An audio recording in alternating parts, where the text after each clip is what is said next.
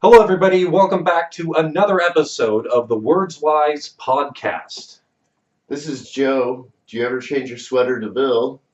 Chadwick Raymer, and I'm Jesse, whatever. The focus of this session primarily is just going to be going over, on my part, definitions of words that we don't really use much anymore in context to H.P. Lovecraft and the time frame at which he wrote and others like him. So, H.P. Lovecraft, the creator of Cthulhu. right, that's right. So I don't know if you guys want to, bring up any other authors other than H.P. Lovecraft before I start, but pretty much I'm just going to be going over the definitions. So. Well, I agree. We were talking that that era of writing was beautiful. They had a lot of amazing words that they used, and I'm a big fan of Robert E. Howard, who was a friend of H.P. Lovecraft. They had a lot of correspondence, and they shared a lot of ideas.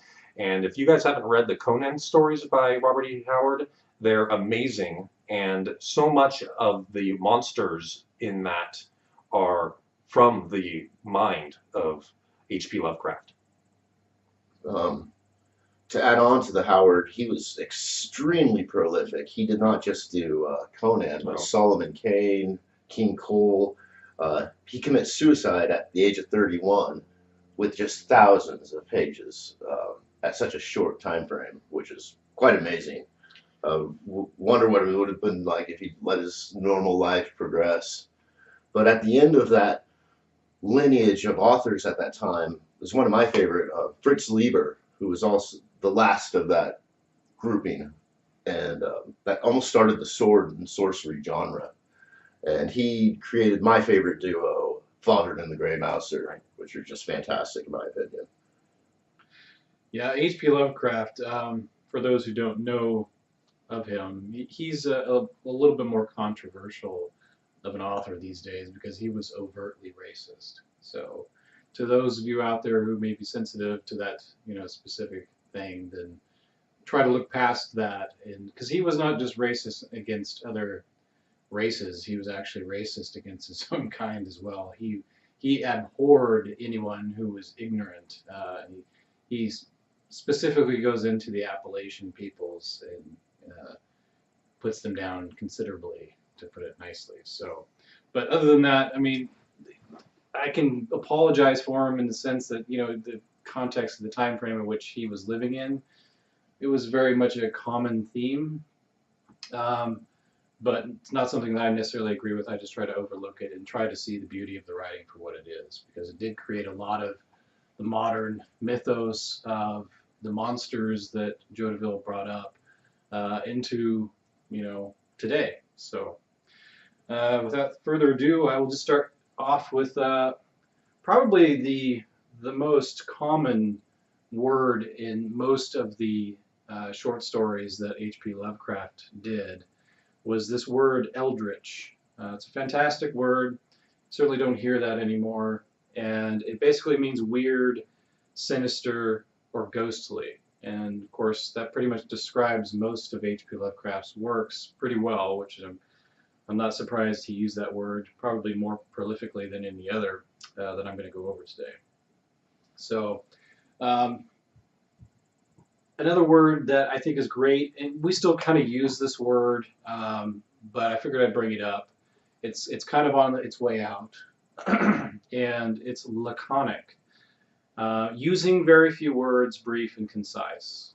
This is something that I should really try to aspire to be, because I tend to ramble on and I'm quite long-winded at times. So, but it's a great word.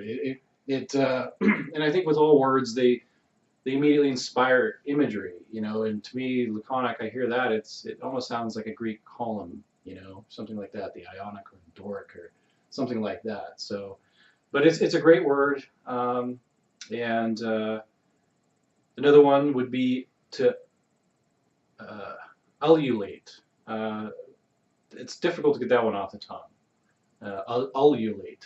And this one means to howl or utter wordless lamentation or wail.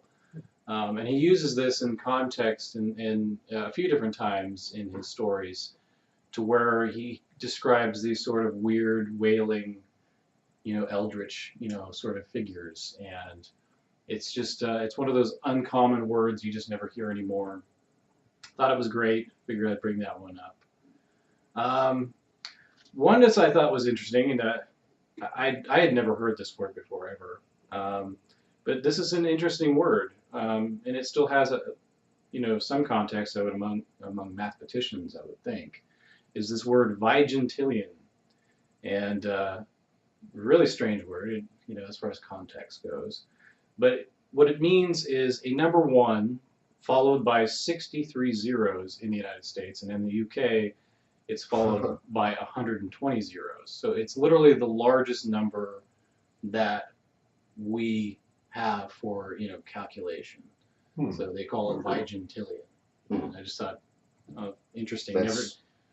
Never knew that they had a word that actually described that. So There's one that I read about. It's a Google is a 1 with 100 zeros after it, and then a Googleplex is a 1 with a Google zeros after it. interesting. And that kind of brings back to a topic we brought up before with in ancient China, 10,000 was represent that number in a more ancient time. Right. 10,000 kind of represented infinity or the highest number. Right. Yeah. And in his time, the vigintillion, this is it was a way for them to describe a finite number without really getting into infinity, which was just an interesting, the way that H.P. Lovecraft, he really tries to carry words as far as they will go, and his use of those words is really quite fascinating.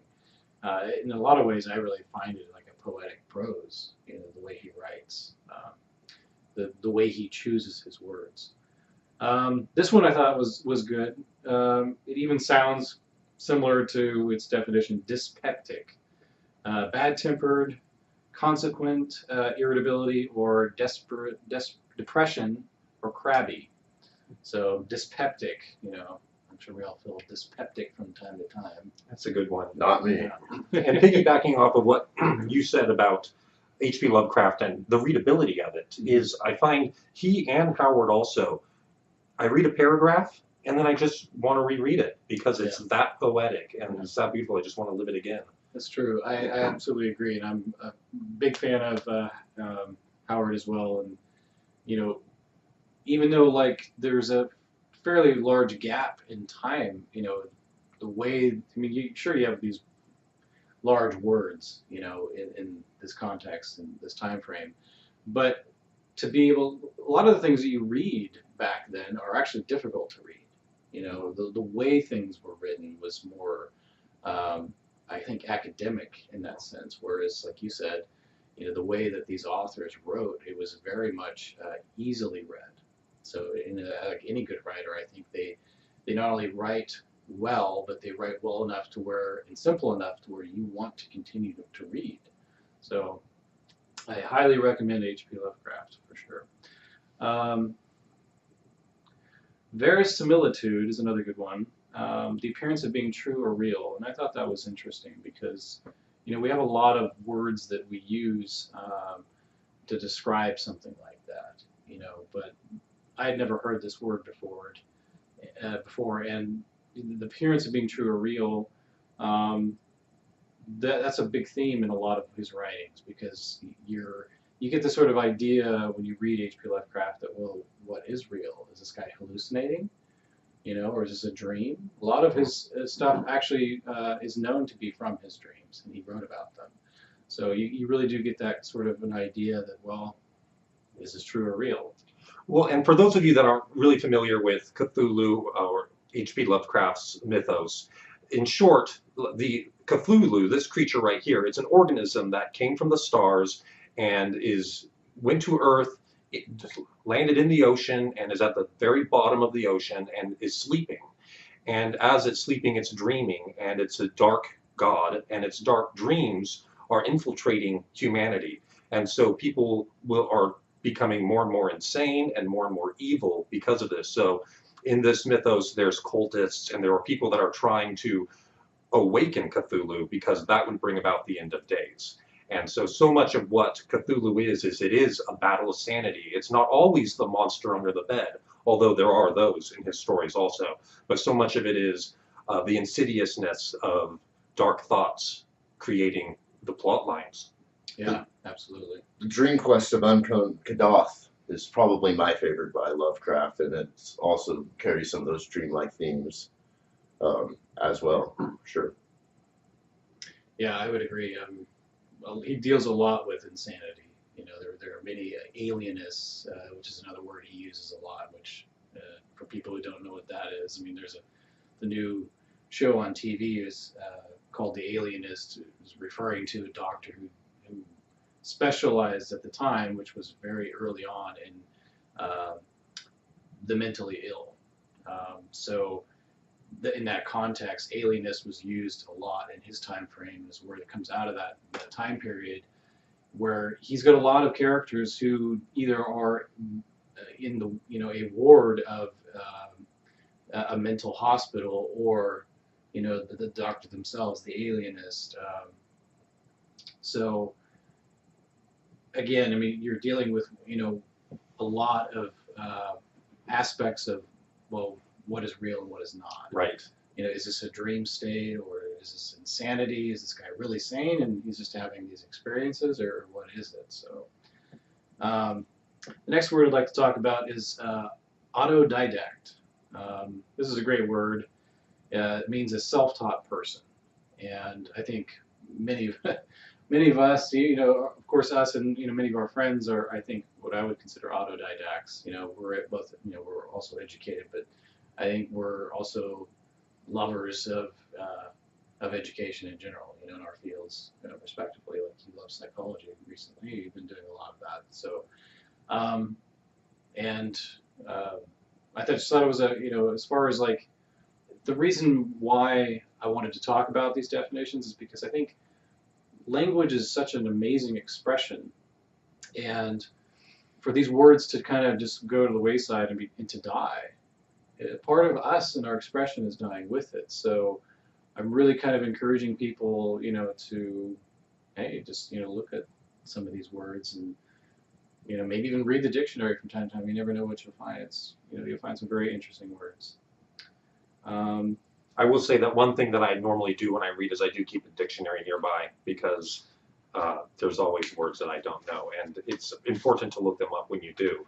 Otherwise, you can probably piece it together and say, oh, that must be the gist of that word, but it makes a huge difference to read it up. Also, wouldn't help to go beyond a second grade English level, Joe.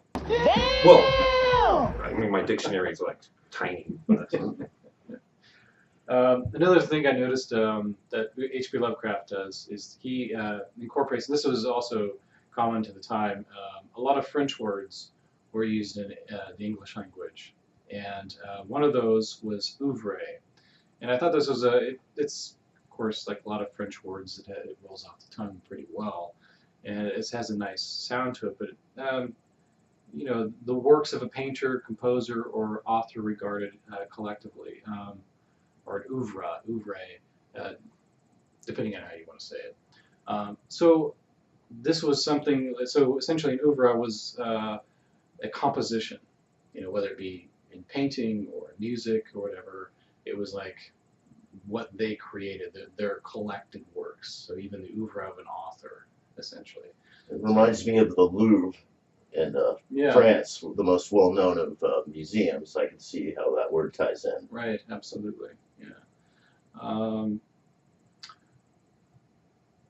This was a good one, because this showed up a few times in Lovecraft's works, where he describes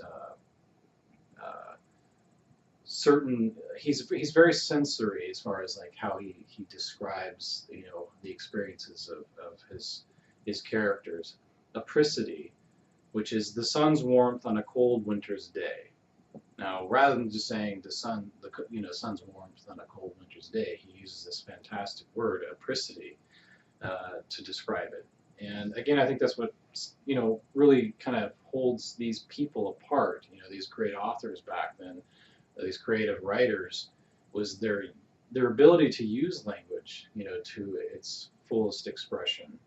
Whereas I think over the last 100 years, a lot of that has waned to where we just use basic, language to express, where it's not so poetic anymore, which I think is really unfortunate because we lose a lot of that poetic flair. Mm-hmm.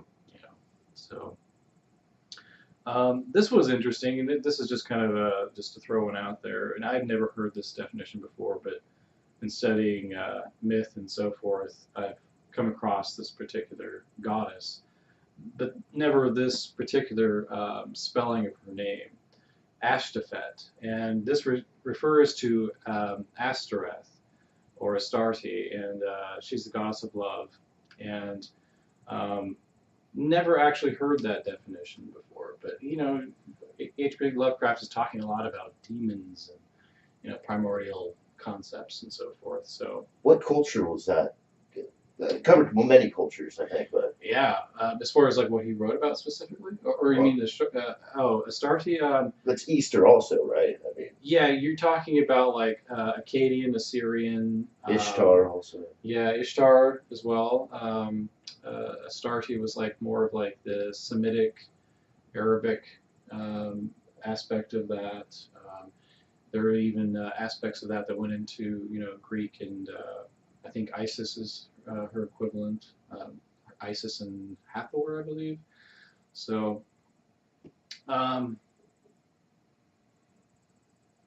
this one, Batra Kumiomakia. Don't ask me to say that one again, because that one's quite difficult. But by itself means a silly altercation, also a comic epic based on the Iliad. So again, it just goes to show you the level of expertise that these authors had to be able to pull a word like that, which even in their own time was not widely used. Now we might use something like squabble. Yeah, a little bit more. Absolutely. Yeah. Other than that, I can go on for quite some time, but this at least gives you a brief glimpse of, and this is on every page. You will find multiple words of things that you've never heard before that I think are, and like Joe said, whenever I read, I always have a dictionary right there, and sometimes in the modern dictionaries you won't even find these words. Right. So that's where Google comes in handy.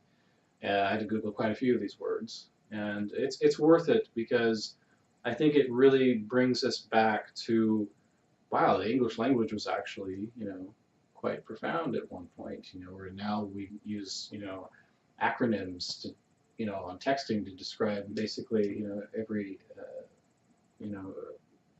verbal expression that we have, or language. So I think it's worthwhile to not just look at H.P. Lovecraft, but this time period in particular. The creative writers that came out of this time frame are worth reading, and if nothing else, just for the ability that they had to write in such a beautiful and poetic way. And hopefully we can revive some of these old definitions. I want to dive back in. One last thing about Cthulhu is that that's the name of the demon god that came to the earth, but it's actually not the true name. Technically, the human tongue can't pronounce it, so that's as close as we can get. Anyways, thanks for joining us for another episode of the WordsWise Podcast, and if you like, please like, and also leave comments. Thank you very much, you guys. Cthulhu.